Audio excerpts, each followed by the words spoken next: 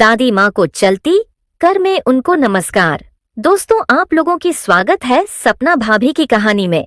अगर आप लोगों की कहानी अच्छी लगती है तो वीडियो को लाइक एवं चैनल को सब्सक्राइब जरूर कर दीजिएगा, क्योंकि आज की कहानी बहुत ही शानदार होने वाली है। अगर आप इसे पूरी लास्ट तक सुन लेते हैं तो आप अपने हाथों पर इस्तेमाल करने से नहीं रख पाएंगे। ये कहानी मेरे परम मित्र अविनाश के दादी का है, जो कि अपने गांव में अकेले ही रहती है।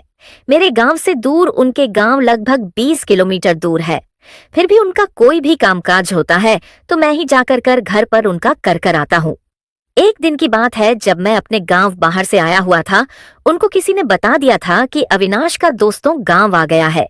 जब से वह सुनी थी तब से मुझसे मिलने के लिए एकदम सी बेचैन सी रहती थी, जैसे कि मैं बेटा हूँ। इस टाइम मुझे मेरे पास फोन करके बोलता है कि अरे बेटा, मुझसे मिलने नहीं आओगे क्या? मैं बोल क्यों नहीं दादी, मैं जरूर आऊंगा। अविनाश भी बोला था कि मेरा दादी से जरा भेंट मुलाकात करते आना। फिर मैं उनको एक दिन टाइम मिला तो मैं उनके पास फोन किया और बोला कि दादी मैं आपके घर पर कल आ रहा हूँ। मैं कभी नहीं सोचा था कि मेरे साथ वैसा भी कुछ हो जाएगा। मैं घर से अपने गाड़ी से निकल जाता है। उनके घर की ओर कुछ देर चलने के बाद में अभ्यास के घर पर पहुंच जाता हूँ। फिर मैं उसके दादी की ओर देखता हूँ तो वह तो एकदम से जवान औरत की तरह दिख रही थी। मुझे तो यकीन ही नहीं हो रहा था कि अविनाश की दादी है। ऐसा लग रहा था कि अविनाश की दादी नहीं, उसकी माँ है।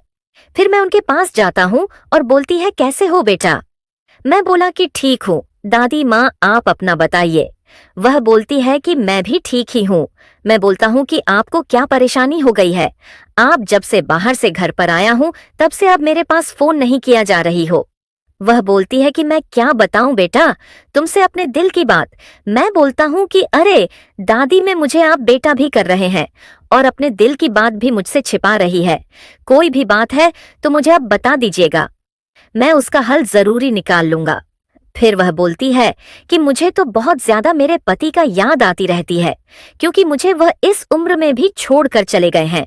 मैं बोला कि आप चिंता मत कीजिए दादी, मैं आपके साथ हूं ना। तभी ये बोलता है कि तुम मेरे साथ रहा क्या करोगे, क्योंकि जो मेरे पति काम कर सकते हो तुम कभी नहीं कर सकते हो। मैं बोला कि क्यों नहीं?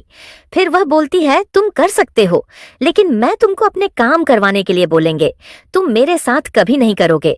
मैं बोलता हूँ कि कोई दिक्कत नहीं है, दादी माँ कौन से कम है, अब बताइए तो मुझे। फिर वह बोलती है कि मुझे तो हर शिवरात्रि के दिन मेरे पति घूमने के लिए लेकर जाते थे।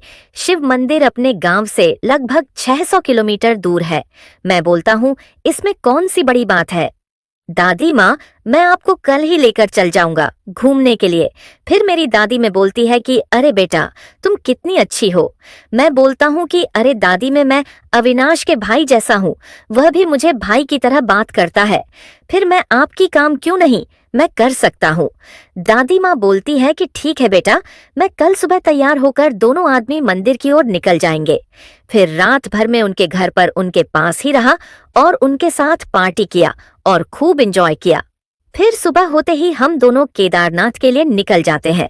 लगभग 3 दिन बीतने के बाद हम लोग वहां पर एकदम आराम से सुरक्षित पहुंच जाते हैं।